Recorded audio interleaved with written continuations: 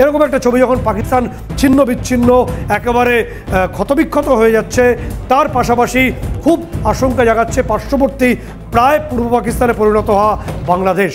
কারণ বাংলাদেশে গতদিন আমরা যে ছবি দেখিয়েছি, বারে বারে দেখিয়েছি দর্শকদের, যে আরাকান আর্মি তারা ঠিক কিভাবে এসেছিল টেকনাফে, কিভাবে এসেছিল তারা ছোট স্পিড বোটে এসেছিল, প্রায় 100 জন আরাকান আর্মি এসেছিল স্পিড বোটে, এবং তারা টেকনাফ হয়ে অর্থাৎ তারা নাফ রিভার হয়ে তারা টেকনাফে প্রবেশ করেছিল।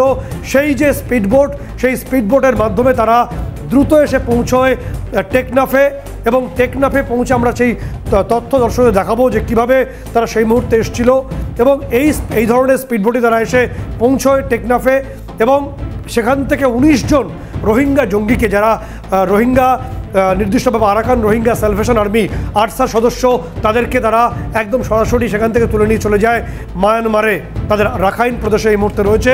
এবং তাদের সঙ্গে কী ধরনের ব্যবহার করছে আমরা তো এই মুহূর্তে বলতে পারবো না, তবে সেখানে নির্দিষ্ট সুবিচারী তারা পাচ্ছে বলে একটা বড় অংশ মনে করছেন।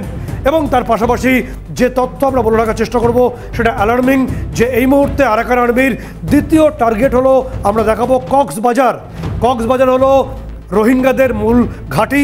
সেখানে রোহিঙ্গা প্রধান জুন্নু সেখানে আইএসআইয়ের সমর্থন নিয়ে অস্ত্র প্রশিক্ষণ এবং যাবতীয় ক্যাম্প সেখান থেকে চালাচ্ছে। আরাকান আর্মি কিছু আগে যে তথ্য জানাচ্ছে যে টেকনাফের পর এবার তারা অ্যাটাক করতে চলেছে কক্সবাজারে, এবং সরাসরি যে রোহিঙ্গা প্রধান জুন্নু, সেই জুন্নুর ক্যাম্প এবং সমস্ত কিছু তারা এবার লুটপাট করবে এবং সেখানে গিয়ে একেবারে গেরিলা ওয়ারফেয়ার, গেরিলা কাজে আক্রমণ চালাবে, সেই তথ্য আমাদের কাছে পৌঁছচ্ছে।